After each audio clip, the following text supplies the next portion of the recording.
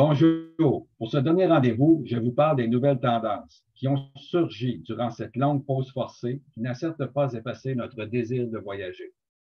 Les voyages élargissent nos horizons, enrichissent notre vécu et on en revient inévitablement changé, inspiré, comme ici au Costa Rica. La pandémie de COVID-19 a changé notre regard sur le monde. Nous valorisons davantage la diversité en cherchant nos ressemblances plutôt que nos différences. Nous valorisons davantage la biodiversité en ayant profité de la nature comme jamais durant le confinement.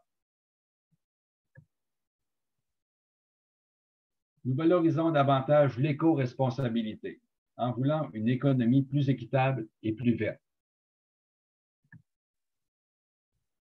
Nous sortirons tous gagnants si la relance touristique préserve l'essence du voyage, c'est-à-dire le plaisir dans l'évasion. C'est la raison pour laquelle nous sommes prêts à faire le tour du monde pour quelques jours ou semaines d'exotisme. Après cette longue réflexion, faisons partie du changement pour que cette pandémie ait servi à quelque chose. Comme disait Einstein, si on persiste à faire la même chose, on ne peut pas s'attendre à des résultats différents. Alors voici 5 nouvelles tendances pour voyager mieux.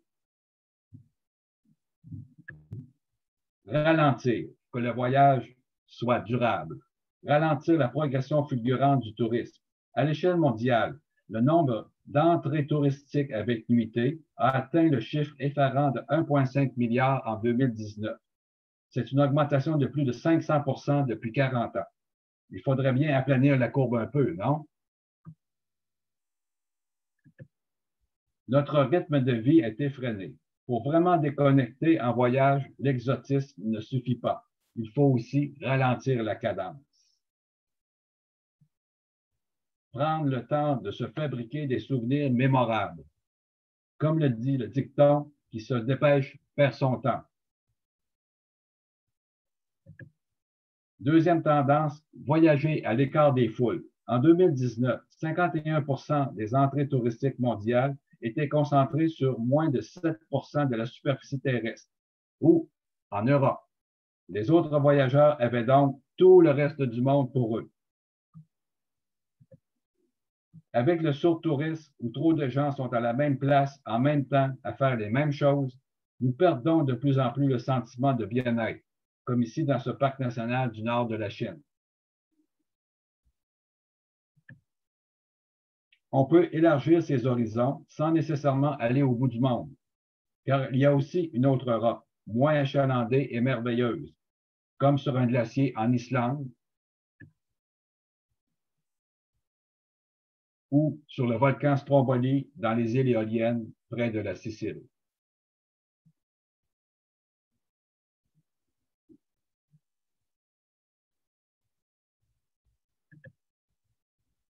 Troisième tendance, voyager en petits groupes. Faites-vous plaisir et partez dans les circuits conçus pour des petits groupes, pour mieux saisir les réalités changeantes du monde. Pour davantage d'authenticité. Pour aller à la rencontre des gens qui vous accueillent, même s'il leur reste parfois un brin de timidité. En petit groupe, le contact est plus facile. Voir la beauté du monde s'exprimer dans le visage des autres est un instant d'humanité. Partager entre amis est l'un des plaisirs de voyager. C'est tellement vrai que des voyageurs me disent souvent qu'ils reviennent autant pour le groupe que pour la destination. Quatrième tendance, voyager plus près de la nature. Faire des randonnées pédestres est une excellente façon de diversifier nos activités. L'écotourisme permet non seulement de faire des découvertes emballantes, mais de participer à l'effort de conservation. En Afrique, de nombreux braconniers se sont convertis en guides de safari, comme ici au Botswana. En Ouganda, la pandémie a stoppé les safaris et l'observation des gorilles de montagne. Sans revenus pour payer guides et rangers, les actes de braconnage ont plus que doublé en un an. Cinquième tendance, voyager de façon responsable. c'est laisser davantage de retombées à destination et réduire son empreinte écologique. Visiter des sites gérés par les communautés locales. Favorisez l'achat local pour vos souvenirs. Choisissez des hôtels qui n'appartiennent pas à des chaînes multinationales. En tant que voyageur responsable, il serait logique de compenser les émissions de vos déplacements touristiques. Un vol aller-retour Montréal-Paris émet environ 2 tonnes de gaz à effet de serre, approximativement 1 an de déplacement automobile sur 12 à 15 000 km. Et sa compensation complète coûte environ 100 $. Tout cela vous paraît sensé mais compliqué? Voyage Humania le fait pour vous, c'est inclus dans nos prix. En conclusion, voyager est un merveilleux privilège qui vient avec de grandes responsabilités. Allons à la rencontre des autres et des ailleurs de ce monde avec humanité, c'est-à-dire avec bienveillance. Prolongeons nos arrêts, imprégnons-nous, vivons intensément les destinations.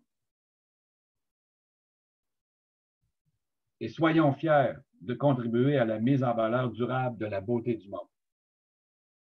En voyageant autrement, vous découvrirez un monde nouveau, car vous le regarderez différemment et vous le vivrez différemment. En complément, je vous suggère de lire l'édition d'octobre 2020 du magazine Géo, Voyager en 2021.